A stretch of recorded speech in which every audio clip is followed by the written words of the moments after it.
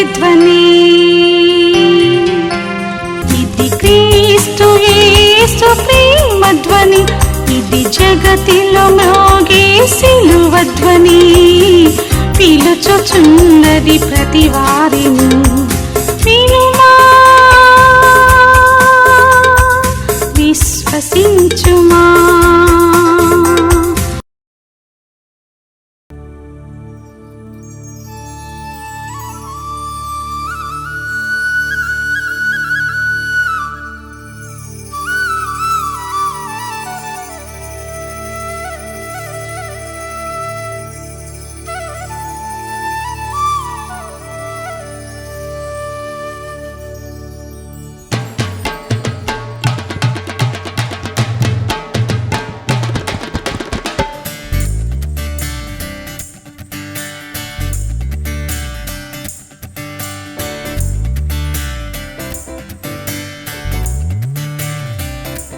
శ్రీయేసుండు జన్మించే రేయిలో, శ్రీయేసుండు జన్మించే రేయిలో, నేడు పాయాక బెత్లెహేమ యూరిలో, నేడు పాయాక బెత్లెహేమ యూరిలో. శ్రీయేసుండు జన్మించే రేయిలో, శ్రీయేసుండు జన్మించే రేయిలో, నేడు పాయాక బెత్లెహేమ యూరిలో, నేడు పాయాక బెత్లెహేమ యూరిలో.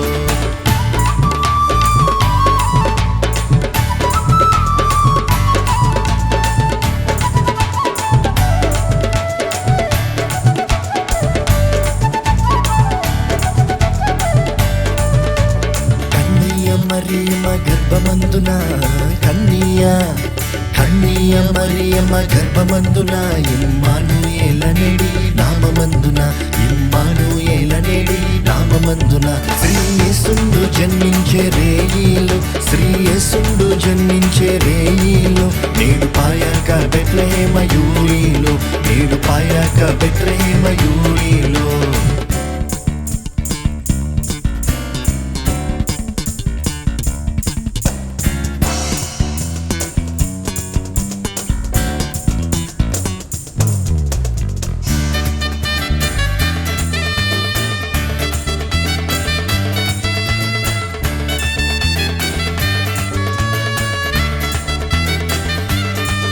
గొల్లలెల్లరూ మిగులాబీ తెల్లగా, గొల్లలెల్లరూ మిగులాబీ తెల్లగా, తెలిపే గొప్ప వార్త దూత చల్లగా, తెలిపే గొప్ప వార్త దూత చల్లగా. శ్రీయేసుండు జన్మించే రేయిలో, శ్రీయేసుండు జన్మించే రేయిలో, నేడు పాయాక బెత్లెహేమ యూరిలో, నేడు పాయాక బెత్లెహేమ యూరిలో.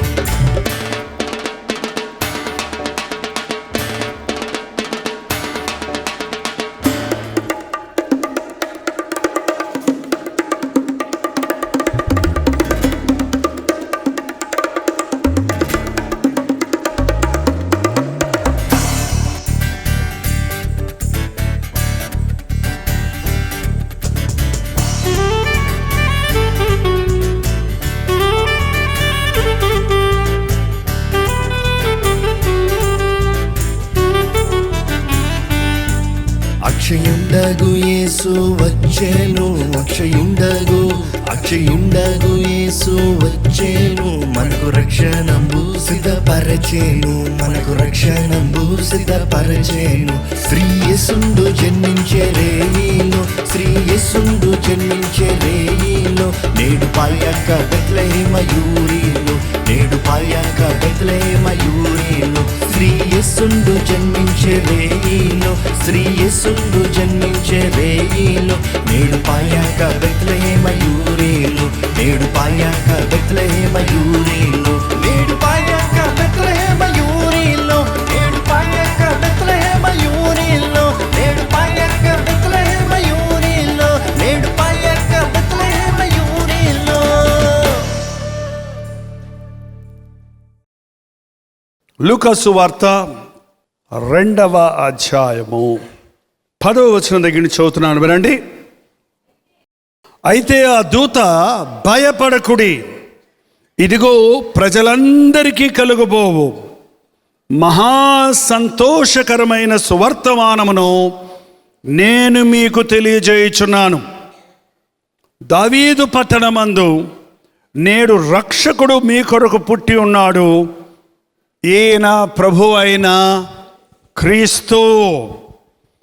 యేసు క్రీస్తు జన్మించినప్పుడు మొట్టమొదటిగా ఆయన జన్మ వార్త తెలియజేయబడింది రాజులకు కాదు, జ్ఞానులకు కాదు, ధనవంతులకు కాదు, విజ్ఞానవంతులకు కాదు, సామాన్యమైన గొల్లలకు ఆ విషయం తెలియజేయబడింది. మనం సామాన్యమైన గొల్లలు అంటే తీసిపడేస్తాం, కానీ యూద జనము యొక్క ప్రధానమైన వృత్తి ఏంటంటే వారు కాపరులు.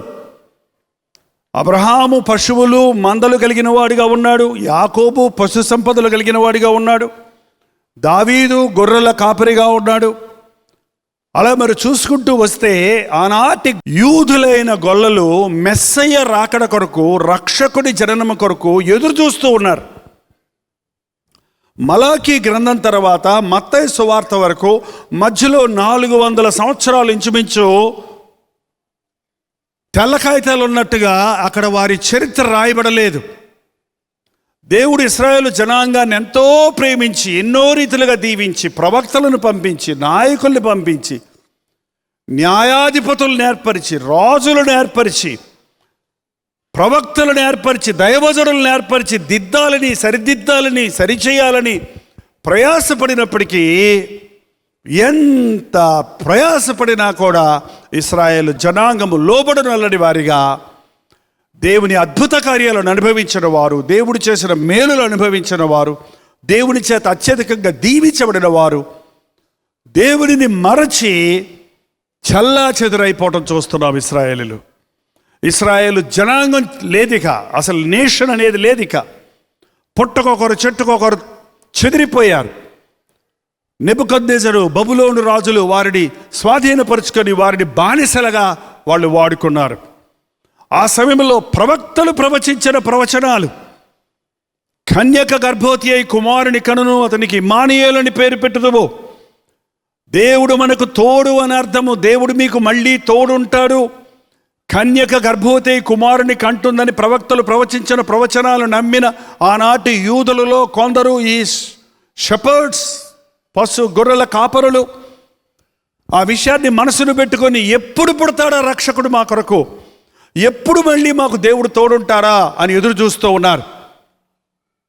ఆనాడు యెషయా ప్రవచించాడు, మనకొక శిశువు పుట్టను, మనకొక కుమారుడు అనుగ్రహించబడను, ఆయన భుజముల మీద రాజ్యభారం ఉండును, ఆశ్చర్యకరుడు, ఆలోచనకర్త, బలవంతుడైన దేవుడు, నిత్యుడగు తండ్రి, సమాధానకర్త యొక్క అధిపతి అని అతనికి పేరు పెట్టబడును అన్న ప్రవచనం ఎప్పుడు ఏర్పడుతుందా, ఎప్పుడు మా రాజు వచ్చి మమ్మల్ని పరిపాలిస్తారా అని ఎదురు చూస్తున్నారు ఇశ్రాయేలు జనాంగం. రోమనుల యొక్క అధికారాల కింద నలిగిపోతున్నారు ఆ రోజుల్లో. వారి పంట వారు పండించుకొని పన్నులు కట్టవలసి వచ్చింది. వారి నీళ్ళల్లో వారు చేపలు పట్టి వాటికి పన్నులు కట్టవలసి వచ్చింది. మరొక పక్క హేరోదు వంటి దుర్మార్గుడైన, క్రూరుడైన రాజు ఆధ్వర్యంలో వాళ్ళు ఎంతగానో నలిగిపోతూ వేసారిపోయి విసిగిపోయిన వారుగా ఉన్న సమయంలో మెస్సయ్య వస్తాడు అని ఎదురు చూస్తున్న యూదులు గొర్రెలను కాచుకుంటూ ఉండగా రాత్రి వేళ నేను ఇశ్రాయేలు దేశం వెళ్ళినప్పుడు ఆ గొర్రెల పొలాన్ని చూశాను. ఆ పొలం ఎవరిదో తెలుసా? బెతలెహేము గ్రామంలో ఉన్న బోయాజు పొలము. బోయాజు ఎవరండి? రూతుని వివాహం చేసుకున్నవాడు, రూతును రక్షించినవాడు. ఆ బోయాజు పొలములో, వాగ్దానాల పొలములో నయోమి బెతలెహేములో కరువు వస్తుందని వెళ్ళిపోయి నష్టపోయి మళ్ళీ తిరిగి వచ్చింది. తన ప్రజల దగ్గరకు తిరిగి వచ్చిన ఆ స్థలంలో వారు గొర్రెలు కాచుకుంటున్నప్పుడు అర్ధరాత్రి వేళ గాబ్రియేలు దూతల సమూహముతో వచ్చి ఆకాశవాణి ప్రకటన చేసినట్టుగా, ఇదిగో ప్రజలందరికీ కలుగబోవు మహా సంతోషకరమైన సువర్తమానమును నేను మీకు తెలియజేయుచున్నాను. యేసుక్రీస్తు జననం ఒక జాతి కొరకు, ఒక దేశం కొరకు, ఒక జనాంగం కొరకు కాదండి. ఆయన జననం ప్రజలందరికీ కలుగబోవు మహా సంతోషకరమైన సువర్తమానం. నేడు రక్షకుడు మీ కొరకు పుట్టి ఉన్నాడు. ఆయన ప్రభు అయిన క్రీస్తు, యేసు క్రీస్తు అందరికీ ప్రభువు. కన్నీరు తుడిచేవాడు, కష్టాలు తీర్చేవాడు, పాపాలు క్షమించేవాడు, మనశ్శాంతిని ఇచ్చేవాడు, పరలోక రాజ్య వారసుడిగా చేయగలిగిన వాడు యేసుక్రీస్తు ఒక్కడే. మరి ఏ నామమున రక్షణ లేదు. యేసుక్రీస్తుకు పాపములు క్షమించడానికి అధికారము కలదు. కారణం ఆయన మన పాపముల కొరకు పరిహారం చేసి ఉన్నాడు. ఆయన జననములో ఒక అద్భుతాన్ని మనం చూస్తున్నాం. మనందరం స్త్రీ పురుష సంపర్కంలో వల్ల పుట్టిన వారిమే. కానీ యేసు ప్రభు కన్య మరియ గర్భాన జన్మించాడు. పెళ్లి కాకుండా పిల్లలు కంటాం సర్వసాధారణమే. అలాంటి వాళ్ళు చాలామంది ఉండొచ్చు. కానీ పురుషుని ఎరుగని, పురుషుని ముట్టని కన్య గర్భములో శిశువు ఏర్పడటం, ఉద్భవించడం అనేది దేవుని వలన జరిగింది ఒక్క ప్రభువు అయిన యేసుక్రీస్తులోనే. అందుకే మనలో జన్మ పాపం ఉన్నది, పితరుల పాపం ఉన్నది, వ్యర్థ ప్రవర్తన ఉన్నది. కానీ యేసుక్రీస్తు పాప బీజము లేనివాడిగా వచ్చాడు. పాపుల కొరకు పరిహారం చేయాలంటే పాపము లేనివాడు రావాలి. పాపము లేనివాడు మాత్రమే పాపుల కొరకు పరిహారం చేయగలడు. కనుక ఆయన జననం ఒక ప్రత్యేకమైన విధంగా ఉన్నది. ఆయన జననంలో మొట్టమొదట ఆ విషయము సామాన్యులైన గొల్లలకు తెలియజేయబడింది. ఎంతో ఆశతో ఎదురు చూస్తున్న వారికి ఆ శుభవర్తమానము కనువిప్పుడు కలుగజేసింది.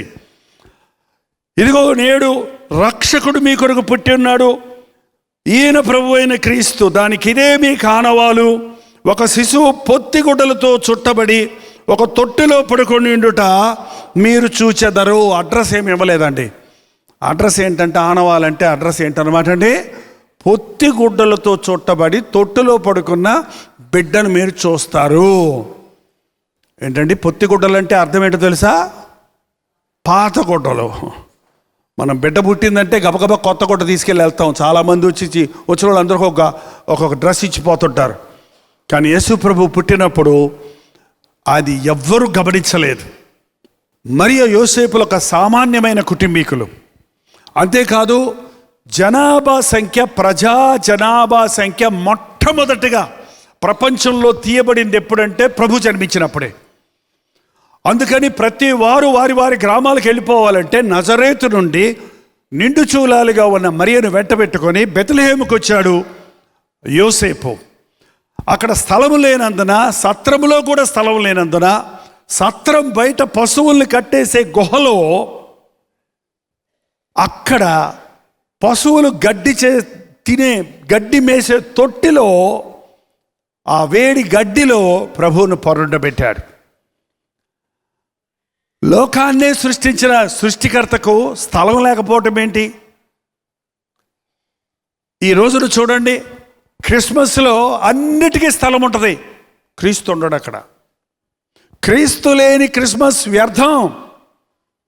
లేక ఒక బిడ్డ పుట్టింది ఒక తల్లికి ఇతర దేశాల్లో, చలి దేశాల్లో. ఆ బిడ్డను ఉయ్యాల్లో పడుకోబెట్టి పెద్ద ఫంక్షన్ చేసి అందరినీ పిలిపించుకుందట, నాకు బిడ్డ పుట్టాడు చూద్దురు కానీ రండని. అందరూ వచ్చారు, చాలా చక్కగా డెకరేట్ చేశారు, కేకులు తెచ్చారు, లైట్లు పెట్టారు, అందరూ వచ్చారు. అందరూ సంతోషంగా ఒకళ్ళొకళ్ళు కలుసుకొని పలకరించుకుంటున్నారు. మరి కేక్ కట్ చేద్దామని బిడ్డేది అని అడగగానే, అయ్యో ఏది బిడ్డేది అని తల్లి వచ్చిన వాళ్ళందరూ ఎదగడం మొదలుపెట్టారు. ఎక్కడ కనపడలేదు ఇంట్లో, ఏమైపోయింది అని చూస్తుంటే ఆ బిడ్డను ఎంట్రన్స్లో ఒక ఉయ్యాల్లో తొట్టులో పడుకోబెట్టింది ఆమె. ఈ వచ్చిన వాళ్ళందరూ చలి దేశం వాళ్ళకి కాబట్టి ఓవర్ కోట్ వేసుకుంటారంటే ఈ కోటు మీద మోకాళ్ళ కిందకుండే దళసరి కోట్లు ఉంటాయి. ఆ కోట్లు వేసుకొని వచ్చే వాళ్ళందరూ వాళ్ళు ఇంట్లోకి వచ్చేటప్పుడు అది తీసి ఏం చేస్తారంటే ఉయ్యాల మీద పడేశారు. వచ్చిన వాళ్ళందరూ కోట్లు దాని మీద పడేశారు. బిడ్డేది అంటే తల్లికి చాలాసేపటికి గుర్తొచ్చింది ఉయ్యాల్లో ఉందని. గబగబగబా కొన్ని 100 కోట్లు బయటికి తీసేటప్పటికీ ఊపిరాడక బిడ్డ చచ్చిపోయిందంటే. ఫంక్షన్ ఎవరికి? అన్ని ఆర్భాటాలు చేశారు కానీ బిడ్డను పట్టించుకోవాలి. అలాగే ఉంది వాళ్ళ క్రిస్మస్. ఇవాళ క్రీస్తుకు చోటు లేని స్టేజీల మీద నాట్యాలు ఉంటాయి, ఆరంభాలు ఉంటాయి, కేకులు ఉంటాయి, స్టార్స్ ఉంటాయి, క్రిస్మస్ తాత ఉంటాడు, అన్నీ ఉంటున్నాయి. కానీ అక్కడ క్రీస్తుకు చోటు లేదు. క్రీస్తుకి మనం చోటు ఇవ్వాలి. యాయిరు కుమార్తె చనిపోయింది, నువ్వు రావద్దయ్యా చనిపోయిందని చెప్తే, లేదు నేను వస్తానన్నాడు ప్రభు. వచ్చేటప్పటికి బిడ్డ చచ్చిపోయిందని తెలియగానే, ఇప్పుడు కొంచెం మనకు సంబరాలు తక్కువ. వాళ్ళు బిడ్డ చచ్చిపోతే సంతోషపడేవాళ్ళు, పుట్టితే ఏడ్చేవాళ్ళు ఉన్నారు కొంతమంది, మీకు తెలుసో తెలీదో. ఏంటంటే అలాంటి సంబరంలో ఆ చచ్చిపోయినప్పుడు బోర్లు బ్యాండ్ల మేళాలు వచ్చాయంట, ఫోటోగ్రఫర్లు వచ్చారంట, పూలదండలు తెచ్చారంట, అవన్నీ గొళ్ళు చేసేవాళ్ళు వచ్చారంట, డబ్బులకి ఏడుస్తారంట కొంతమంది. వాళ్ళందరూ వచ్చి ప్రభువు లోపలికి వెళ్ళినమ్మంటే వాళ్ళు ప్రభువుకు చోటు ఇవ్వడం లేదట. ఎందుకంటే ప్రభు వస్తే అవి లేచిపోతే పండగ అంతా ఏమైపోద్ది, బోర్లన్నీ ఏమైపోతాయి, ఇంకా ఇవన్నీ లాస్ వచ్చేస్తుంది, ఫొటోస్ పనికి రావు కదా. అక్కడ ఒక మాట ఉంది, స్థలం ఇవ్వండి. ప్రభు ఏమన్నాడు తెలుసా? స్థలం ఇవ్వండి, మీరు నాకు స్థలం ఇవ్వండి, మీరు అద్భుతం చూస్తారు మీ జీవితంలో. స్థలం ఇవ్వండి, మరణించిన ఆ బిడ్డలోనికి నేను జీవం తెస్తాను. ఈరోజు అదే మాట చెప్తున్నాడండి. మీ పండగల్లో ఆయనకి స్థలం ఉండాలి, మీ ఇంటిలో ఆయనకి స్థలం ఉండాలి, మీ హృదయంలో ఆయనకి స్థలం ఉండాలి, మీ జీవితంలో ఆయనకి మొదటి స్థలం ఉంటే మీరు చేసేదంతా సఫలమవుతుంది. పండగ సంతోషం కాదు, ప్రభువునందు సంతోషించడం. నా కొరకు ఎంత గొప్ప త్యాగాన్ని యేసయ్య చేశాడో అన్నది ఆలోచించి, కలువరి సిలువలో మేకులు కొడుతున్నప్పుడు చూసి మనం ఒకవేళ అయ్యయ్యో అని కన్నీరు గారుస్తామేమో, కానీ దేవునితో కూడా కూర్చుండే భాగ్యాన్ని విడిచిపెట్టి, పరలోకపు సింహాసనాన్ని విడిచిపెట్టి, మన కొరకు ధనవంతుడైన ఆయన దరిద్రుడిగా, కేవలం స్థలము లేనివాడిగా, ఒక పశువులు గడ్డి వేసే తొట్టెలో పరుండబెట్టవలసిన స్థితికి తన్ను తాను తగ్గించుకున్నాడు అన్నది మనం చూసినప్పుడు ఆశ్చర్యపడాలి. జ్ఞానులు వెతుక్కుంటూ వచ్చారు, నక్షత్రాన్ని చూశారు. చూడండి, ఈ గ్రహాలన్నీ తిరుగుతున్నాయి, నవగ్రహాలు ఉన్నాయి.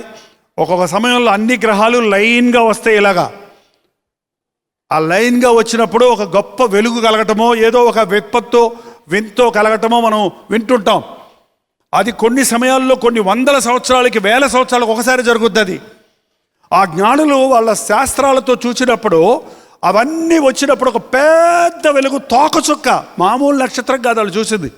అక్కడ నుండి భూమి మీదకి ఆ వెలుగు వస్తున్న చూసినప్పుడు ఎవరో ఒక గొప్ప వ్యక్తి పుట్టుంటాడు అన్న విశ్వాసంతో సత్యాన్వేషణలో ఉన్న ఆ జ్ఞానులు వెతుక్కుంటూ వచ్చారు.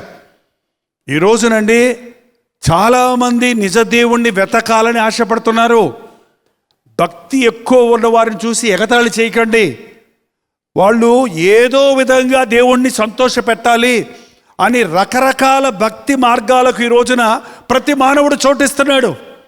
ఎన్ని త్యాగాలు చేయడానికి సిద్ధపడుతున్నాడు, ఉపవాసాలు ఉండడానికి సిద్ధపడుతున్నాడు, చెప్పులు లేకుండా నడవడానికి సిద్ధపడుతున్నాడు, పస్తులు ఉండడానికి సిద్ధపడుతున్నారు, కత్తులతో తాము కొట్టుకొని దేవుణ్ణి సంతోష పెడదాం అనుకునే వాళ్ళు ఉన్నారు, ముళ్ళల మీద పడుకొని దేవునికి ఇష్టం అవుదాం అనుకునే వాళ్ళు ఉన్నారు.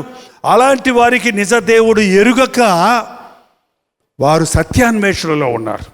వారికి సత్యవంతుడైన క్రీస్తును చెప్పవలసిన భారం మన మీద ఉంది. ఆ జ్ఞానులు వెతుక్కుంటూ యూదుల రాజుగా పుట్టిన వాడెక్కడా అని రాజమందిరంలోనికి వెళ్ళారు.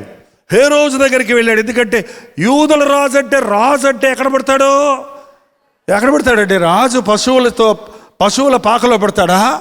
పేదల ఇంటిలో పడతాడా? రాజు రాజమందిరంలో పడతాడని అక్కడికి వెళ్తే, హేరోదు రాజు దగ్గరికి వెళ్ళి అడిగితే, ఆ హేరోదు అంటే భలే క్రూరుడు.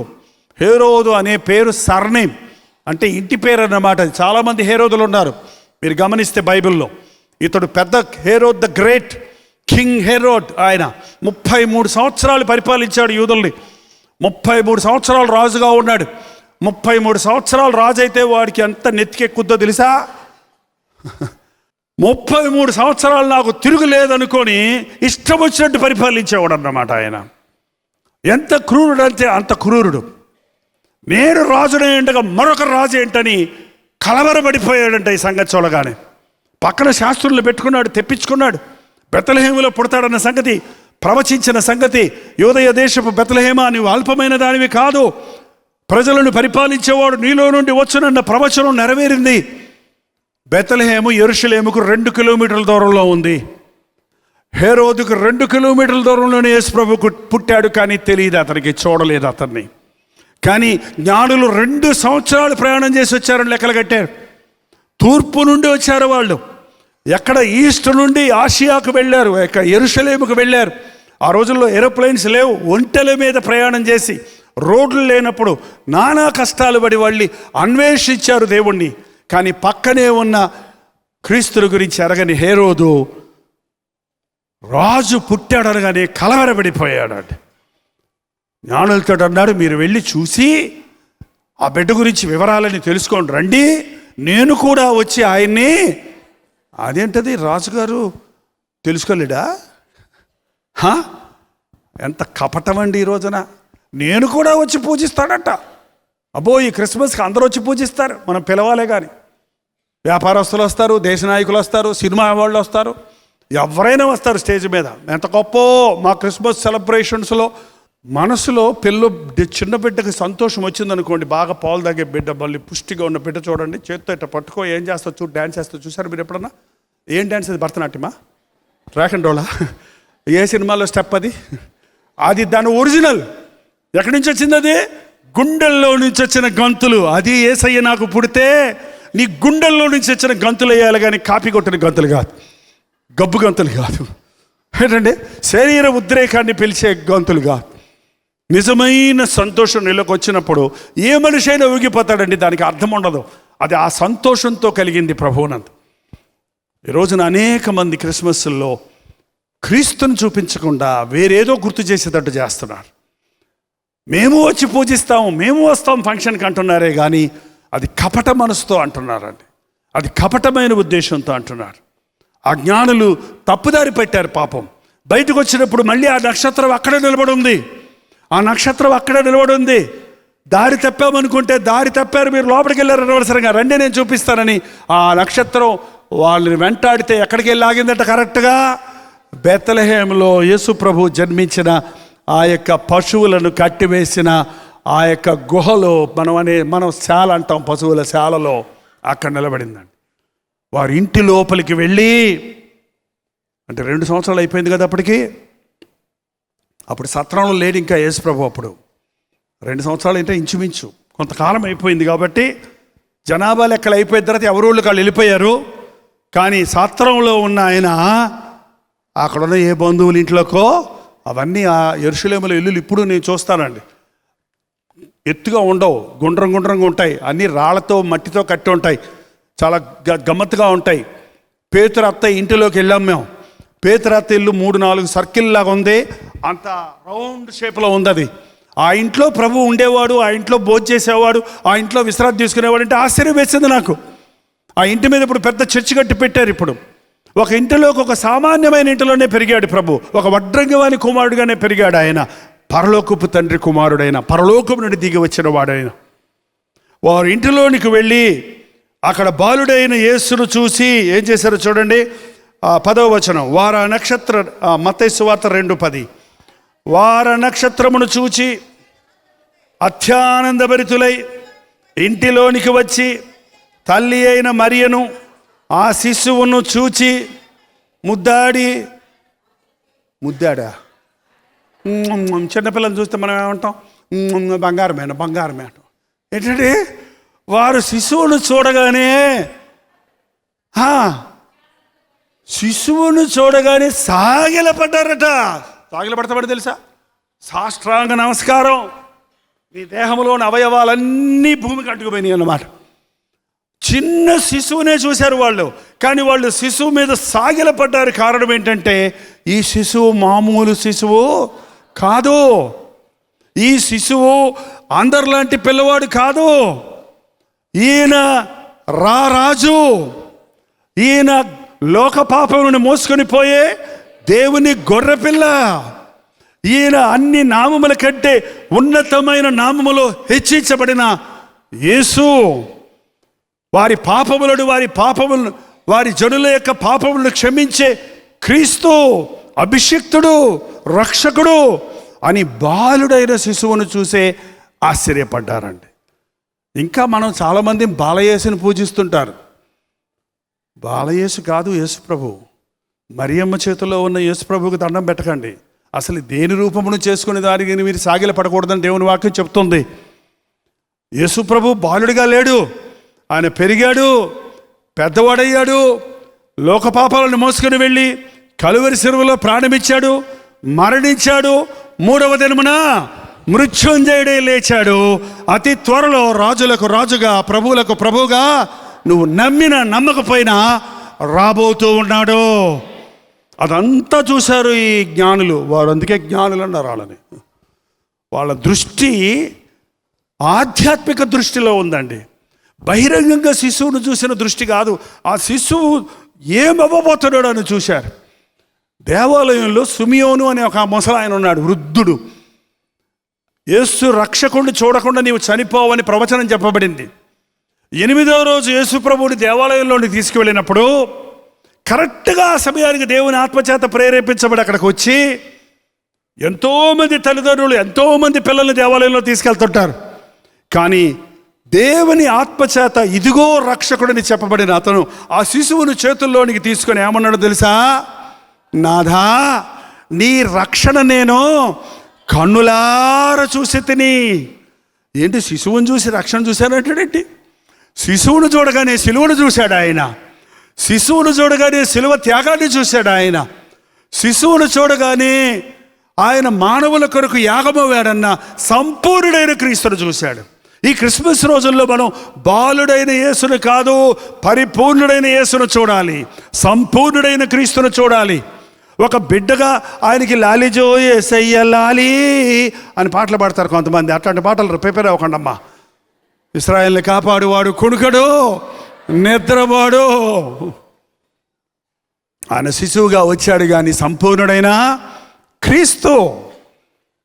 ఆయన్ని సిలువ వరకు చూశారు. మరియమ్మతో అన్నాడమ్మా, ఈయన మూలముగా ప్రజలందరికీ రక్షణ రాబోతుందని చెప్పాడు ఆయన. అమ్మా, నీ హృదయంలో నుండి ఖడ్గము దూరుతుంది.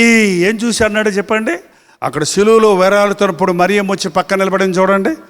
కన్న కొడుకు అక్కడ రక్తపు మడుగులో పడి ఉంటే, దిగంబరుడిగా ఆకాశానికి భూమికి మధ్య వేలాడుతుంటే ఏ తల్లి గుండె పొడవబడదండి? ఆ సిలువ దృశ్యాన్ని సిమియోను బాలుడైన క్రీస్తులో చూసి మరియమ్మకు చెబితే ఆమె భద్రపరుచుకుందంట. ఆ మాటలు జ్ఞాపకం చేసుకుని ఉంటుంది ప్రభు సిలువ మీద ఉన్నప్పుడు. ఈ రోజున యేసుక్రీస్తు సంపూర్ణుడన్న సంగతిని మనం జ్ఞాపకం పెట్టుకోవాలి. మరి ఎందుకంటే క్రిస్మస్ చేయటం అంటారేమో, నాకు ఒక మాట మాత్రం మీకు చెప్పాలనిపిస్తుందండి. యేసు ప్రభు శిశువుగా ఈ లోకంలోనికి వచ్చాడు, ఒక చిన్న పిల్లవాడిగా వచ్చాడు. అసలు క్రిస్మస్ సందడంతా ఎవరికంటే మన పిల్లలకి దేవుడు అంటే ఏనుగులాగా ఉంటాడు, దేవుడు అంటే ఓ అంటాడు అనుకోకుండా, దేవుడు మాలాగానే చిన్న బిడ్డగానే వచ్చాడు అని ఆ పిల్లలు ఆనందించడానికి, ఆ పిల్లలు ఆ యొక్క సందర్భంలో సువార్తను అర్థం చేసుకోవడానికి, పిల్లలు సంతోషంతో గంతులు వేయడానికి క్రిస్మస్ పిల్లల కోసం మనం సెలబ్రేట్ చేసుకోవాలి. పిల్లల్ని సంతోషపరచడం కోసం, పిల్లలకు క్రీస్తు యొక్క మాట వారి చిన్న వయసులోనే వారి గుండెల్లో చేరటం కోసం. అంతేకాదు, యేసుప్రభు ఈ లోకంలో ఉన్నప్పుడు ఎంతమంది రోగులున్నా, ఎంతమంది పరిచయులు శాస్త్రులు ఉన్నా, ఎన్ని పనులున్నా, చిన్న పిల్లల్ని మాత్రం ఆయన నిర్లక్ష్యం చేయలేదు. చిన్న పిల్లల్ని నా యొద్దకు రానివ్వండి, ఇలాంటి వారిదే దేవుని రాజ్యం. శిష్యులు కోపడ్డారంట పిల్లలు వస్తుంటే. పడే పిల్లలు పడే పడే, పెద్దోళ్ళంతా నిలబడి ఉంటాం, మీరేంటి పిల్లలు పడే పడే పడే అంటే 2 చోట్ల మాత్రం యేసుప్రభు కోపడ్డాడండి. ఒకటి, పిల్లల్ని రానివ్వకపోతే యేసు కోపపడి వారు నా యుద్ధకు. ఇంకోటి, దేవాలయాన్ని పాడు చేస్తే కోపపడి కొరడా తీసుకొని వాళ్ళని ఇంకెప్పుడు కోపం రాలేదానికి. చిన్న బిడ్డలు చాలా ముఖ్యమండి క్రిస్మస్ దినాల్లో. పిల్లల మనసులో ముద్రించిన ఆ యొక్క సిలువ సువార్త, ఆ క్రిస్మస్ ఆ సందర్భంగా కలిగినటువంటి విషయాలు వారి జీవితాల్లో పెద్దవారైనప్పుడు అవి దీవించబడతాయి. వారి ఇంటిలోనికి వచ్చి ఏం చేశారు? సాగిలపడి ఇంకేం చేశారండి? పూజించి. ఆగండమ్మా, ఎందుకు అలా వెళ్ళిపోతారు? పూజించారా మీరు ఎప్పుడన్నా? పూజలు చేశారా? పూజలు చేయలా? అంటే పూజ ఆమెన్ అదా పూజ. పూజ పొద్దు నుంచి సాయంకాలం దాకా చేస్తారు, తెలుసా మీకు? తెలీదా?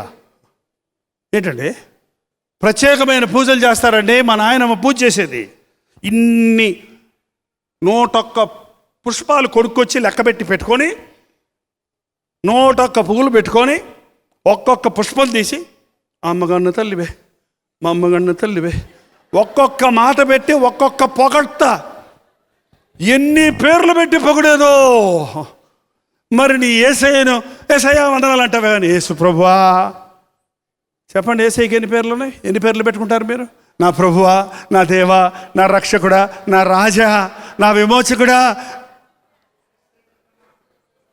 నా ఆశ్రయమా, నా దుర్గమా, నా శైలమా, నా కాపురి, ఎన్నన్నా వస్తాయి. పూజించు, పొద్దున్నీ సాయంకాలంతో పూజించావు ప్రభుని.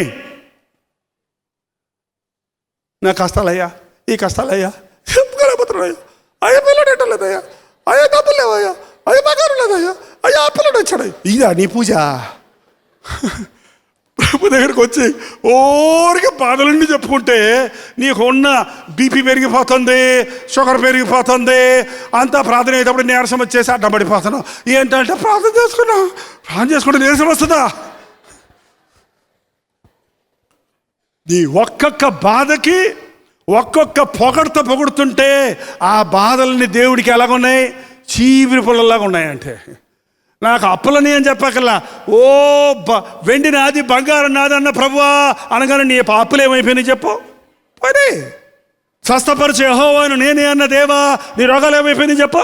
పోయి ఇలా ప్రార్థన చేయండి, అలా చేయకండి ప్రార్థన. ఈ దారిలో రండి. ఏ దారిలో? ఆయన గొప్పతనాన్ని పొగుడుతుంటే నీ బాధలన్నీ తీరిపోతాయి, నీ ఒంటరితనం అంతా ఎగిరిపోతుంది. వాళ్ళు 2 సంవత్సరాలు అంత దూరం ప్రయాణం చేసి వచ్చిన వాళ్ళు సాగిలపడి పూజించారంట. ఎన్ని గంటలు పూజించారో, ఎన్ని రీతిలుగా ఆయన్ని పొగిడారో తెలియదు, కానీ ప్రవచనాలన్నీ ఎత్తి ప్రభు అయిన యేసుక్రీస్తు నేను కనులారా చూస్తున్నానని పూజించి తర్వాత ఏం చేశారండి? తమ పెట్టెలు విప్పి, ఏం విప్పారు? పెట్టెలు ఉన్నాయా మనకి? ఇప్పుడు లాకర్స్ ఉంటాయి ఇప్పుడు కదండి, బీరువాలు ఉంటాయి. పెట్టెలు విప్పి వారి జేబులో చెయ్యి పెట్టి చేతికి తగిలింది ఇచ్చారు అనుందా? వారి కొంగున కట్టుకున్న చిల్లర నాణ్యాలు విప్పి ఆయనకి ఇచ్చారని ఉందా? ఏం విప్పారండి వాళ్ళు? పెట్టెలు. మీ ఇంటికి వెళ్ళి మీ బీరువా ఇప్పి చూడండి, ఏముంది అందులో? ఏమున్నాయి? చెప్పులు, చినిగిపోయిన గుట్టలు, ఇరిగిపోయిన కళ్ళజోళ్ళు, పనిచేయని వాచ్లు లాకర్లో పెట్టి లాకేశారా? వేశారా? ఏముంటాయి లాకర్లో? చెప్పండి ఏముంటాయి?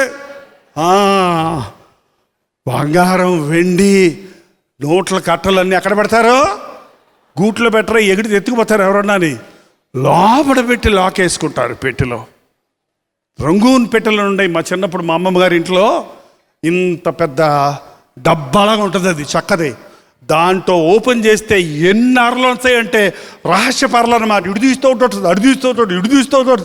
ఒకసారి ఏంటమ్మమ్మ ఇదేంటి అదేంటని ఎన్ని ఉన్నాయని చూస్తే అందులో బంగారం ఉంది, ఇందులో వెండి ఉంది, అందులో పట్టాలు ఉన్నాయి, ఇందులో డబ్బులు ఉన్నాయి, ఏంటేంటో ఇంటి గిన్నెలు అన్నీ దాచిపెట్టుకొని అన్ని పెట్టెలు ఉంటాయి అన్నమాట. ఆ పెట్టెలు అన్ని అరలు ఉంటాయి, విలువైనవన్నీ. అక్కడి నుంచి వస్తూ వారు దేవుని దగ్గరికి ఊరకనే వెళ్ళకూడదని బహుమానాలు తెచ్చారు. క్రిస్మస్ అంటే బహుమానాలండి. దేవుడు లోకమును ఎంతో ప్రేమించి తన అద్వితీయ కుమారుణ్ణి మన కొరకు ఇచ్చాడు. మనం కూడా మన ప్రభు అయిన యేసు నామంలో ఇతరులకు ఏదైనా ఇవ్వాలి. నువ్వు కొత్త బట్టలు కొనుక్కొని కేకులు చేసుకొని బిర్యానీ వండుకొని తింటాం కాదండి నిజమైన క్రిస్మస్. ఆకలితో అలమటిస్తూ నడు రోడ్లో పడున్నారు చూడండి, రోడ్ల మీద ప్లాట్ఫామ్ మీద పడున్నారు చూడండి, చినిగిపోయిన బట్టలతో వేలాడుతూ బిచ్చగాళ్ళు ఎంతమంది తిరుగుతున్నారో. ఈ రోజున మనకు కనపడతలేదు, వాళ్ళు లేరంటున్నారు. ఎందుకు లేరు? బోల్డ్ మంది ఉన్నారు. పేదలు ఎప్పుడు మీతో ఉంటారని ప్రభువే చెప్పాడు. అప్పుడు ఎప్పుడు పేదలు ఉంటారు. దేశంలో అన్యాయం ఉన్నంత కాలం పేదలు ఉంటూనే ఉంటారు. దేశంలో ద్రోహాలు ఘోరాలు జరుగుతున్నంత కాలం పేదవాళ్ళు ఎప్పుడూ ఉంటారు. ధనవంతులు అయిపోతుంటారు, పేదవాళ్ళు అయిపోతుంటారు. ఎంతమందికి నేను ప్రార్థన చేస్తాను అండి. వాళ్ళ పేదరికం గురించి దేవుడు అరుగు.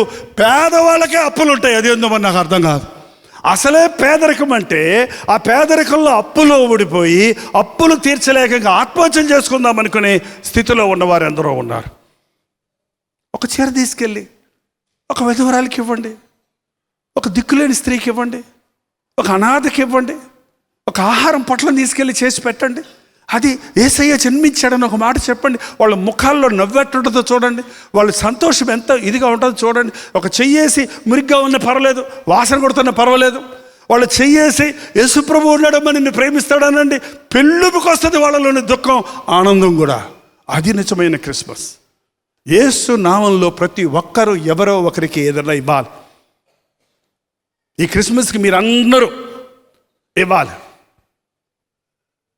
క్రిస్మస్ పండక్కి మా అమ్మగారికి ఒక చీర కొనిపెట్టాను అన్నవాళ్ళు ఎవరు ఉంటే చేయి చూపించండి.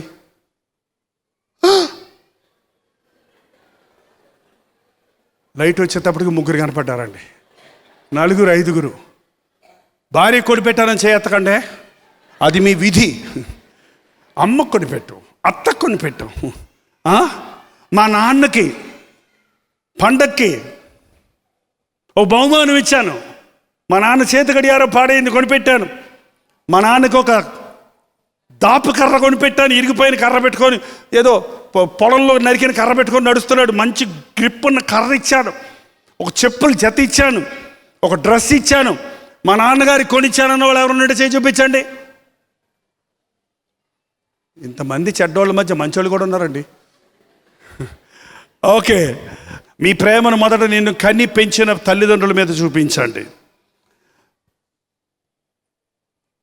మీ నాన్నగారు పరలోకి వెళ్ళిపోయి ఉంటే, మీ అమ్మగారు మరణించి ఉంటే, మరో తల్లి దగ్గరికి ఇవ్వండి, మరొక అనాథకి ఇవ్వండి, మరో పేదరాలకి ఇవ్వండి, మరొకరికి సహాయం చేయండి. అది నిజమైన బహుమానం, నిజమైన ప్రేమ. నీకు ఇచ్చే వాళ్ళకి నువ్వు ఇస్తే ఏంటండి అర్థం? ఈ పెళ్ళిళ్ళకి వెళ్ళేటప్పుడు అంటారు, వాళ్ళ అమ్మాయి పెళ్ళంట పిలిచాడు, వెళ్దామా? మరి వెళ్ళాలిగా, మన పెళ్ళికి వచ్చారుగా, మనం వాళ్ళ పెళ్ళికి వెళ్ళారుగా. వచ్చారా? ఏమి ఇచ్చారు మనకి? ఏమి ఇచ్చారు? అంత ఎండిగిన్నె ఇచ్చారు, అంతేనా? అలాగైతే అంతకంటే కొంచెం చిన్న ఎండిగుండి కొనుక్కో, చూసి వద్దాం. ఏంటండి, వాళ్ళు ఇచ్చారు కాబట్టి మేము ఇచ్చేయాలి. ఇది కాదండి, నీకు తిరిగి ఇవ్వలేని వారికి ఇచ్చిందే నువ్వు నిజంగా ఇచ్చింది. తిరిగి ఇచ్చే వాళ్ళకి నువ్వు ఇచ్చిందంతా ఇది లెక్కలోకి రాదు. అది నీకు తిరిగి ఇవ్వలేని స్థితిలో ఉంటారు చూడండి, వాళ్ళకి ఇవ్వండి.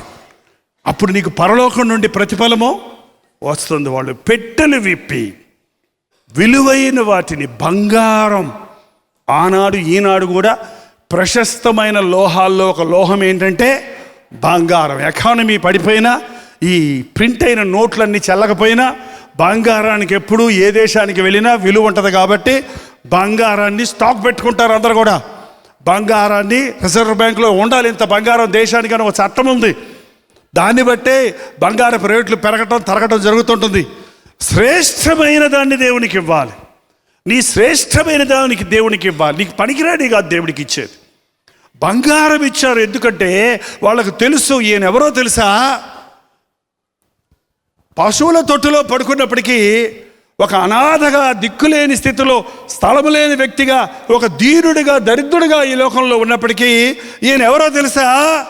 రాజు. ఈయన రారాజు, రాజులకు రాజు అని గ్రహించినటువంటి జ్ఞానులు ఆయన రాజరకానికి గుర్తుగా బంగారం ఇచ్చాడు. రెండోది ఏంటి? సాంబ్రాణి. పూర్వకాలం సాంబ్రాణి వెలిగించేవాళ్ళు ఇంట్లో దోవలు పోవటానికి. ఇప్పుడు దోవల మంది వెలిగించి అవి చావగానే మనం చేస్తున్నాం దగ్గుతో, తుబ్బులతో. వాటికి అలవాటు అయిపోయింది. అది మధ్యలోనే డ్యాన్స్ చేసుకుంటూ ఉంటుంది, కావాలంటే మనకు ఆరతిస్తుంది అలాగా. అప్పుడు పెళ్ళోడు దగ్గుతున్నాడేంటి అంటే పెళ్ళోడు దగ్గేది ఎందుకంటే దోమల కోసం పెట్టింది వాడు పీల్చుకున్నాడు, వాడు చిన్న లంగ్స్ పనిచేయక దగ్గుతున్నాడు. సాంబ్రాణి మంచి సువాసన ఇస్తుంది. అది ఒక విధమైన యాంటీబయాటిక్ లాంటిది. అది ఒక చక్కటి అట్మాస్ఫియర్ని క్లియర్ చేస్తుంది. ఆ సాంబ్రాణిలో ఉన్న ప్రత్యేకత ఏంటంటే అది దహించిపోతూ, అది కాలిపోతూ సువాసనలు వెదజల్లుతుంది. తను తాను అర్పించుకుంటున్న మూలాన సణుక్కోకుండా గొణుక్కోకుండా బాధపడకుండా తను కాలినా పర్వాలేదు, తను చుట్టూన్న వారు బాగుండాలి, సువాసన వెదజల్లాలి అని సాంబ్రాణిస్తుంది. అది యేసుక్రీస్తు సిలువకు గుర్తుగా ఉంది. సిలువలో ఆయన యాగమైపోయాడు, సిలువలో ఆయన దహించి వేయబడ్డాడు, సిలువలో ఆయన ఆరతైపోయాడు, సిలువలో ఆయన వేదనను అనుభవించాడు. కానీ ఆ సిలువ ద్వారా ఈరోజు నీవు నేను రక్షించబడాలని, పాప క్షమాపణ పొందాలని, లోక పాపములను మోసుకొని పోయే దేవుని గొర్రెపిల్లగా వచ్చిన ప్రభు సిలువలో యాగమయ్యాడన్నది, సిలువలో ఆయన మరణిస్తారన్నది ఎరిగిన ఆ జ్ఞానులు సాంబ్రాణిని ఆయనకే ఇచ్చారు. మూడోదేమిచ్చారు? బోళము అంటే అది ఒక సుగంధ ద్రవ్యం. అది స్పాయిల్ అవ్వకుండా కాపాడేటువంటి ఒక సుగంధ ద్రవ్యం కాదు, సుగంధ ఒక గంధం కూడా కాదు, అదొక విలువైనటువంటి సుగంధ పరిమళ తైలం. అది ఎందుకు అది ఇచ్చారంటే ఆయన సిలువలో యాగమైపోతాడు, మరణిస్తాడు, కానీ ఆయన శరీరము కుళ్ళు పట్టదు. ఆయన సిలువలో మరణిస్తాడు కానీ మృత్యుంజయుడే లేస్తాడు అని ఆయన పునరుద్ధానానికి గుర్తుగా బోళాన్ని అర్పించారు. ఒక శిశువును చూసి ఈయన రారాజని, ఈయన మన కొరకు యాగమైన క్రీస్తుని, ఈయన మరణాన్ని జయించి తిరిగి లేచిన పునరుద్ధారుడని గుర్తించి సాగిలపడి ఆయన్ని పూజించి బంగారము, సాంబ్రాణి, బోళమును ఆయనకి అర్పించారు. ఈ రోజున మనం కూడా దేవుణ్ణి క్రిస్మస్ అంటే చిన్న బిడ్డను చూస్తాం కాదండి, పరిపూర్ణుడైన క్రీస్తును చూడాలి. ఈరోజు ఆయనకి బలులు అర్పించమని అడగటం లేదు కనుక మన విరిగి నలిగిన హృదయంతో మనల్ని ఆరాధించి ఆయన్ని పూజించాలి. ఎప్పుడైతే జ్ఞానులు అలాగూ పూజించారో వారు సంతృష్టి చెందారు. ఒక మాట ఉంది అక్కడ, రాత్రి 13వ వచనం, వారు వెళ్ళిన తరువాత ఇదిగో ప్రభువు దూత స్వప్నమందు, వారు వెళ్ళిన తర్వాత కాదు, సారీ 12వ వచనం, తరువాత హేరోదునద్దకు వెళ్ళవద్దని బోధించబడిన వారై మరి ఒక మార్గములో దేశమునకు యేసు ప్రభు దగ్గరకు వచ్చేటప్పుడు ఒక దారిలో వచ్చారు, వెళ్ళేటప్పుడు మరొక దారిలో వెళ్ళిపోయారు. ఈ క్రిస్మస్కి మన జీవితంలో గొప్ప మార్పు తీసుకురావాలండి. క్రిస్మస్ తర్వాత న్యూ ఇయర్ వస్తుంది. ఎందుకంటే యేసు ప్రభువును క్రిస్మస్లో నీవు నిజంగా ఆరాధిస్తే, ఆయనలోని పరిపూర్ణతను గ్రహిస్తే నీ మార్గాలు మారిపోతాయి. మళ్ళీ పాత జీవితం కాదు, ఇక మళ్ళీ పాత సారాయి కొట్టుకు కాదు, మళ్ళీ పాత రోగాలతో కాదు, పాత సమస్యలతో కాదు, మరొక మార్గంలో వారు వెళ్ళారు. ఒక కొత్త మార్పు నీ జీవితంలో క్రిస్మస్ తీసుకొస్తుందండి. ఒక కొత్త జీవితం, కొత్త సంవత్సరం ప్రభు అందుకే మనకి ఇస్తున్నాడు. అందుకని పండగగా క్రిస్మస్ని ఆచరిస్తే ప్రయోజనం లేదు. ప్రభువుని ఆరాధించిన తర్వాత నీవు చేసే తీర్మానాలు, నీవు చేసేటువంటి ప్రార్థనలు, నీవు చేసేటువంటి సమర్పణ నీ జీవితంలో మరొక నూతన మార్గంలోనికి నడిపించాలి. నేను గోళల దగ్గర నుంచి జంప్ అయ్యి జ్ఞానుల దగ్గరికి వచ్చాను. మళ్ళొక్క జంప్ అయ్యి గోళల దగ్గరికి వెళ్ళి ముగించుకుందామా? వద్దా వెళ్దామా? ఏంటండి వాళ్ళకి చెప్పిన తర్వాత వాళ్ళు ఏం చేశారో చూడండి, షార్ట్గా చెప్తున్నాను. 15వ వచనం, ఆ దూతలు తమ యొద్ద నుండి పరలోకమునికి వెళ్ళిన తర్వాత ఆ గొర్రెల కాపరులు జరిగిన ఈ కార్యమును ప్రభువు మనకు తెలియజేయించి ఉన్నాడు. మనము బెత్లెహేమునకు వెళ్ళు చూతము రండని ఒకనితో ఒకడు చెప్పుకొని నిద్రపోయిరి. మనము బెత్లెహేమునకు వెళ్ళి చూతము రండని ఒకరితో ఒకరు చెప్పుకొని, క్రిస్మస్ ఎప్పుడు? క్రిస్మస్ క్రీస్తు జననాన్ని గుర్తు చేసుకుంటున్నప్పుడు ఒకరితో ఒకరు చెప్పుకోవాలి. చర్చికి వెళ్దాం రండని చెప్పుకోండి, మీరు చెప్పుకోండి.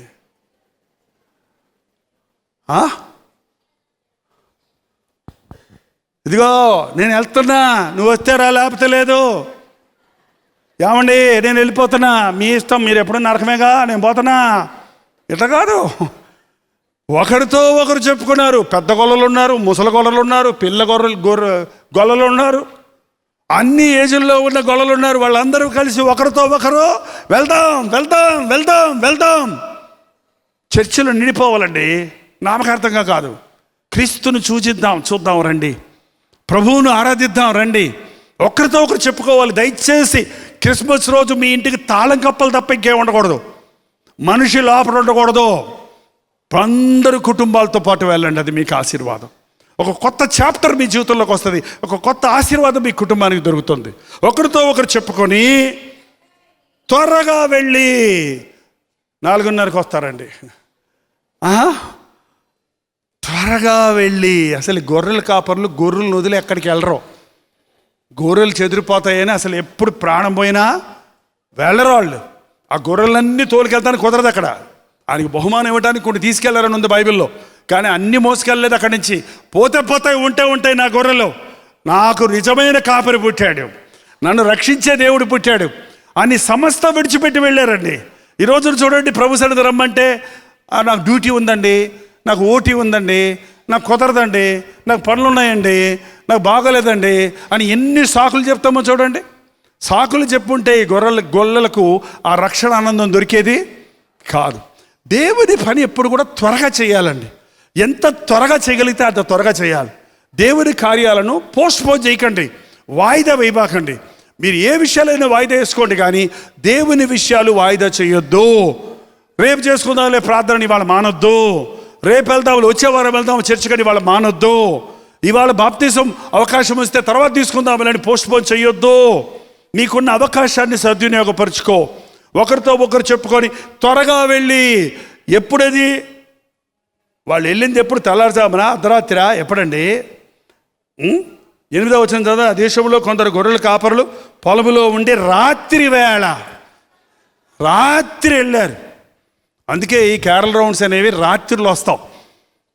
1 గంటకు 2 గంటలకు తలుపు కొడితే కొంతమంది చిరాకు తీయరు, అందుకే డ్రమ్ము కొడతారు, పట్టా పట్టా పట్టా కొడుతుంటే ఇంక పోర్రే తీ చేసి పోతారు తొందరగా అంటాడు అప్పుడు ఆయన.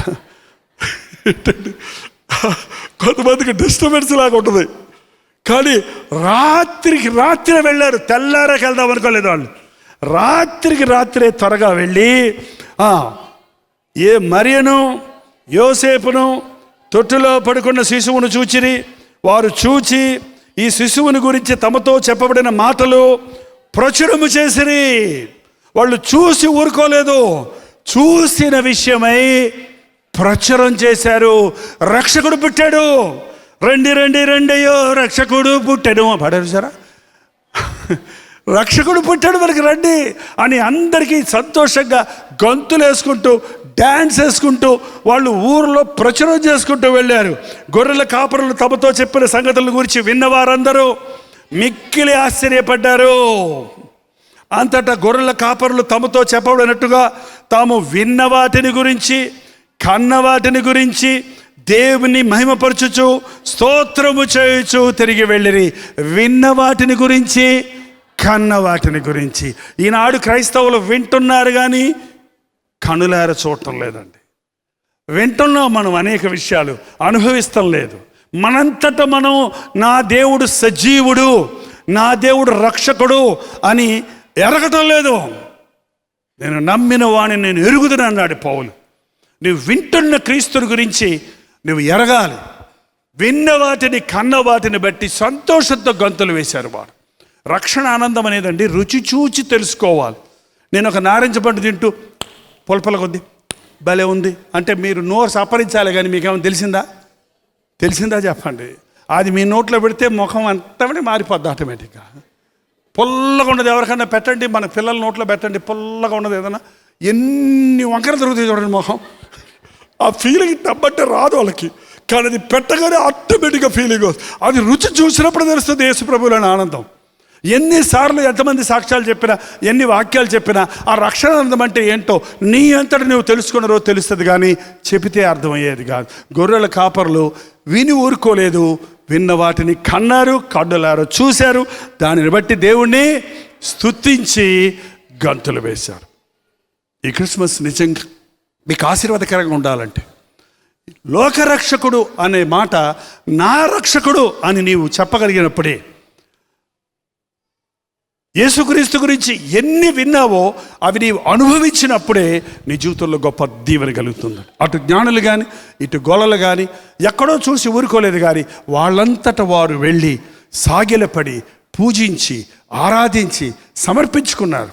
అలాగే గొల్లలు వారిని చెప్పబడిన వార్తకు లోబడి వెళ్ళి కన్నులారా చూసి ప్రచురం చేశారు. ఈ క్రిస్మస్ దినాలు మన యేసు ప్రభువుని గురించి ఎవరు నమ్మినా నమ్మకపోయినా ఒప్పుకోకపోయినా నీవు నమ్మిన నీ ప్రభువుని గురించి నువ్వు ప్రచురం చేయాలి, నువ్వు తెలియచేయాలి. పూర్వకాల గ్రీటింగ్స్ పంపించుకునేవాళ్ళండి. అమెరికా లాంటి దేశాల్లో 3-4 నెలలు పట్టేదంట గ్రీటింగ్ కార్డ్స్ వెళ్ళడానికి. క్రిస్మస్ సందర్భమే మార్చి ఏప్రిల్కి వెళ్తాయి అంట. ఎందుకంటే అన్ని కట్టలు ఉండేవి ఒకప్పుడు. ఇప్పుడు ఎవరు గ్రీటింగ్ కార్డ్స్ పంపిస్తడం లేదు. ఇప్పుడు ఎస్ఎంఎస్లు వచ్చాయి. కనీసం మీ ఫ్రెండ్స్కి తెలిసిన వారందరికీ ఒక మంచి వాక్యాన్ని క్రిస్మస్ సందర్భంగా ఎస్ఎంఎస్ పంపండి. ఒక విశ్వాసకు ఒక మంచి వాగ్దానాన్ని ఎస్ఎంఎస్ పంపండి. మీ ప్రేమను ఒక చిన్న బహుమానం కొని ఒకరికి అన్నదమ్ములు అక్కచెల్లెళ్ళు కూడా ఒకరికొకరు ఇచ్చుకోండి. ఇచ్చి యేసయ్య మన కోసం ఇవ్వబడిన బహుమానం గుర్తుగా ఈ చిన్న బహుమానం నీకు ఇస్తున్నానని ఆయన ప్రేమను ప్రచురం చేయడానికి నేర్చుకోవాలి. అదే నిజమైన వ్యక్తిగతమైన సంపూర్ణమైన క్రిస్మస్ ఆనందం. అంటే ఆనందాన్ని దేవుడు మనందరికీ ఇచ్చును గాక. లేచి నిలబడండి. కొద్ది నిమిషాల్లో మనం ఈ సెషన్ ముగిస్తున్నాం. ఒక చిన్న ప్రార్థన చేసుకుందాం. దేవా, ఈ క్రిస్మస్ నా జీవితాల్లో ఎన్నో క్రిస్మస్లు చూశాను, కానీ ఎన్నో పండుగలు ఆచరించాను, కానీ ఎన్నో కొత్త సంవత్సరాలు గతించిపోయాయి, కానీ ఈ సంవత్సరాంతంలో నీ ఎదుట సాగిలపడి నిన్ను పూజించాలని, నా విరిగి నలిగిన హృదయాన్ని నీకు సమర్పించాలని ఆశపడుతున్నానయ్యా. పాత మార్గంలో కాకుండా కొత్త మార్గంలో, నీ మార్గంలో, జీవ మార్గంలో నడవాలని ఇష్టపడుతున్నానయ్యా. నన్ను దర్శించమని ఒక చిన్న ప్రార్థన చేద్దాం. ఎన్నో క్రిస్మస్ వర్తమానాలు వింటున్నాను, క్రీస్తు జన్మించాడన్న సంగతి వింటున్నానే, కానీ నా మట్టుకు నేను అనుభవించలేదయ్యా. నీ ప్రేమను రుచి చూచడానికి, నిన్ను ఆరాధించడానికి, నీ అందు ఆనందించడానికి, నా సమస్యలన్నీ తీర్చగలిగిన ప్రభువు నాకున్నాడు. నా రోగములన్నీ స్వస్థపరచగలిగిన ప్రభువు నాకున్నాడు. మరణం నుండి తప్పించగలిగిన ప్రభువు నాకున్నాడు. ఆయన రాజ్య వారసుడిగా చేసుకుని రారాజైన క్రీస్తు నాకున్నాడన్న విశ్వాసంతో సాగడానికి నాకు సహాయం చేయమని ప్రతి ఒక్కరు నోరు తెరిచి ప్రార్థన చేద్దాం. మన 2 చేతులు పైకెత్తి ప్రార్థన చేద్దాం. కొన్ని నిమిషాలు మన ముందు ఉన్నాయి. నోరార ఒక్క మాట దేవునితో చెప్పండి. ఇంత గొప్ప దేవుడు అయ్యా, నువ్వు ఇంత గొప్ప త్యాగం చేసావా నా కొరకు, ఇంత గొప్పగా యాగమయ్యావా నా కొరకు, పరలోకపు సింహాసనాన్ని వదిలిపెట్టి నాలాంటి వాడిని క్షమించడానికి ఈ లోకంలోకి వచ్చావా, నేను నరకానికి పోకూడదని నా పాపానికి ప్రాయశ్చిత్త బలిగా సెలువులో మరణించావా, నా రోగాలు స్వస్థపరచాలని, నా సంకటాలు కుదర్చాలని నా కొరకు యాగమయ్యావా, నా కొరకు శాపమయ్యావా, నా స్థానంలో నా కొరకు మరణించావా. యేసయ్యా, నీకు వందనములు నాయన. బాలుడిగా కాక సంపూర్ణుడైన క్రీస్తు ఎదుట సాగిలపడి నేను ఆరాధిస్తున్నానని ప్రభుతో చెబుదాం. ప్రతి ఒక్కరు నోరు తెరిచి మీ నోరార ఒక్క మాట చెప్పండి. యేసయ్యను ఒక్క మాటతో పిలవండి, ఒక్క మాటతో పొగడండి. ఎంత గొప్ప దేవుడు ఆయన, ఎంత గొప్ప కార్యం చేశాడు నీ కొరకు, ఎంత గొప్ప రక్షకుడి జననాన్ని మరొక్కసారి గుర్తు చేసుకోవడం ఎంత భాగ్యం ఇది మనకు. వెతక్కుండానే దొరికాడు మనకి, వెతక్కుండానే దొరికాడు మనల్ని, వెతుక్కుంటూ వచ్చాడు మన కోసమే. యేసయ్య, నీకు వందనాలయ్యా. పూర్ణ హృదయంతో చెబుదాం. 2 చేతులు పైకెత్తి చెబుదాం. కష్టాలు ఉన్నాయా, వ్యాధులు ఉన్నాయా, దరిద్రత ఉందా, లోటు ఉందా, కొరత ఉందా, బాధ ఉందా, మనోవ్యాధి ఉందా, మనోవ్యధ ఉందా, అది ఏదైనా సరే సంపూర్ణుడైన క్రీస్తు అన్ని సమస్యల నుండి నిన్ను విడిపించడానికి, అన్ని రోగముల నుండి స్వస్థపరచడానికి, నీ సంకటాలన్నీ కుదర్చడానికి నీకోసమే ధనవంతుడైన ఆయన దరిద్రుడయ్యాడు, నువ్వు ధనవంతుడు అవ్వాలని. ఇంకా నువ్వు శాపంలో ఉండక్కర్లేదు, ఇంకా నువ్వు పాపంలో ఉండక్కర్లేదు, ఇంకా నువ్వు వేదనతో ఉండక్కర్లేదు. ఇది మహా సంతోషకరమైన శుభవర్తమానము. మీ కొరకు రక్షకుడు పుట్టినాడు. సర్వోన్నతమైన స్థలంలో దేవునికి మహిమ. ఆయన క్రీస్తులైన వారికి భూమి మీద సమాధానము. ఈరోజు నీవు ఆయన్ని ప్రేమిస్తే నీకు సమాధానం. నోరు తెరిచి ప్రార్థన చేద్దాం. పరిశుద్ధుడా, ప్రేమగల తండ్రి, ఒక్కసారి నీ బిడ్డలను చూడు నాయన. 2000 సంవత్సరాలు దాటిపోయిందయ్యా. మా కొరకు నీవు యాగమైపోయావయ్యా. మమ్మల్ని ప్రేమించి భూమికి వచ్చి మమ్మల్ని నీ రాజ్యానికి చేర్చుకోవాలని మార్గాన్ని సిద్ధపరిచావయ్యా. ఇంకా అయోమయ స్థితిలో మేము ఉండిపోక, ఇంకా చీకటిలో తడుములాడుకుంటూ మేము ఉండిపోక, ఇంకా పాపపు ఊబిలో మేము కుమిలిపోక, ఇంకా వ్యాధులతో, బాధలతో, సమస్యలతో మేము సమాధానం లేని స్థితిలో ఉండిపోక, నా రక్షకుడు నాకున్నాడు, నా విమోచకుడు నాకున్నాడు, నన్ను విడిపించేవాడు నాకున్నాడు, నన్ను రక్షించే ప్రభు అయిన యేసుక్రీస్తు నాకున్నాడు, నా పాపాలను క్షమించే నా ప్రభు ఉన్నాడు, నా రోగాలను స్వస్థపరిచే ప్రభు ఉన్నాడు. అయ్యా నీకు వందనములని నీ ఎదుట సాగిలపడి నిన్ను ఆరాధించుకోవడానికి సహాయం చేయి నాయన.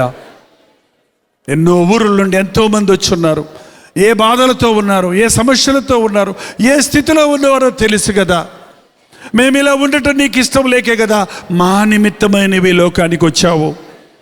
బుద్ధి, విజ్ఞాన, సర్వ సంపదలు నీలో గుప్తమై ఉన్నవని, నీ పరలోకపు ఐశ్వర్యము చొప్పున మా ప్రతి అవసరత తీరుస్తావని, నిన్ను స్వస్థపరచు యెహోవాను నేనే అన్న ప్రభు, నీవు పొందిన దెబ్బల ద్వారా మాకు స్వస్థత కలుగు చేశావని నమ్మటానికి మాకు సహాయం చేయము.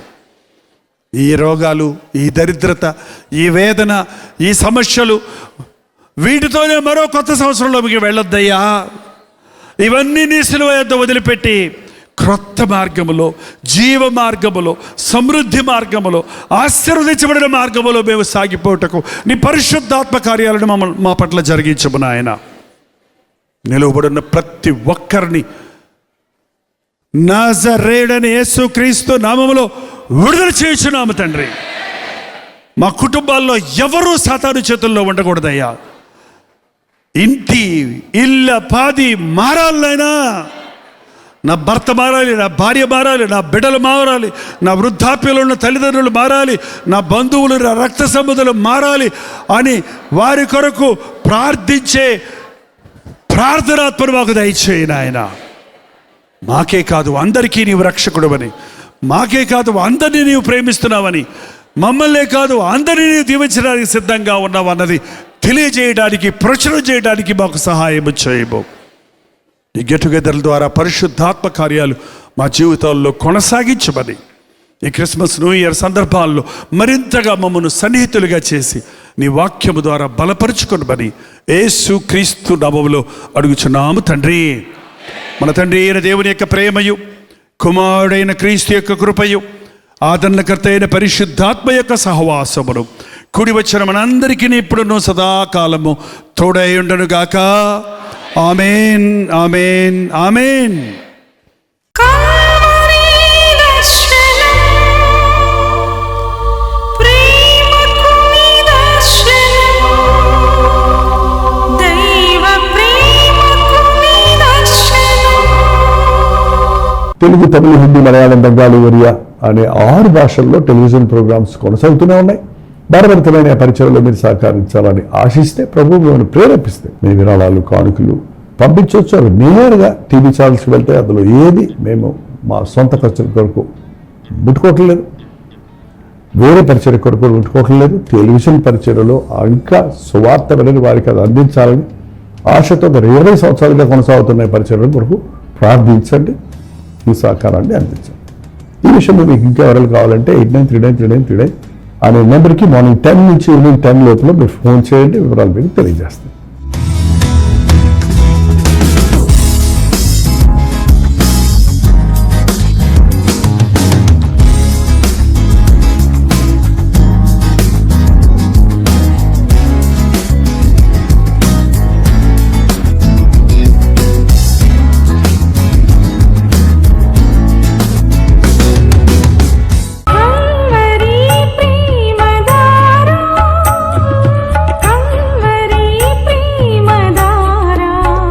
కల్వరి ప్రేమధార అనే మా ద్విమాస పత్రికను ఈ మధ్య త్రైమాస పత్రిక అంటే 3 నెలలకి ఒక్కసారి మాత్రమే ప్రింట్ చేయగలుగుతున్నాం.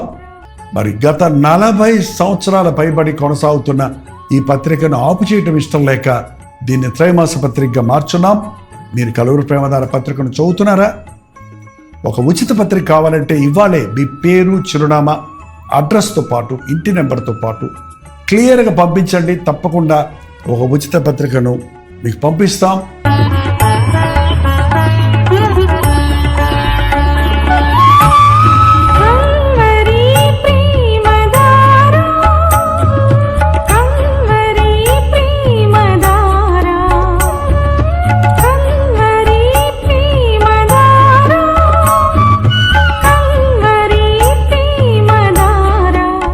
నిమిషం. మీ ఆధ్యాత్మిక జీవితాన్ని బలపరిచే అనేక పుస్తకములు, బైబిల్ సంబంధించిన పుస్తకములు, మీ సమస్యలకు పరిష్కారాలు కలుగజేసేవి, మీ ఆధ్యాత్మిక జీవితాన్ని బలపరిచేవి, మీ విశ్వాసమును వృద్ధి చేసేవి, యవనస్తులకు, స్త్రీలకు, పురుషులకు, అలాగే కుటుంబాలకు ఉపయోగకరమైన వర్తమానాలతో నిండిన అనేక పుస్తకములు, ఇంచుమించు 50 పుస్తకములు సిద్ధపరుచున్నాం. ఈ 50 పుస్తకాలు మీకు కావాలంటే ఇప్పుడే 08939393939 నెంబర్కి కాల్ చేసి తెలుసుకోండి.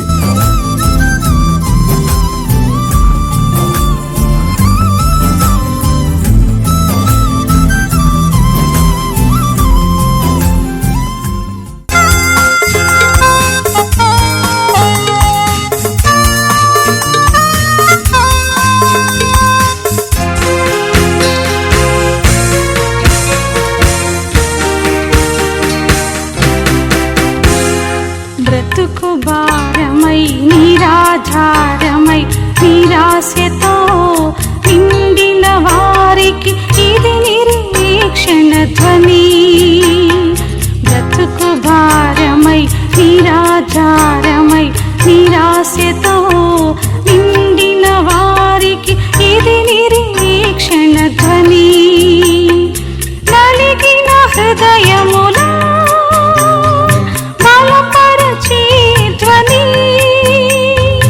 నలిగిన హృదయముల బలపరచే ధ్వని. దుఃఖితులెల్లరికీ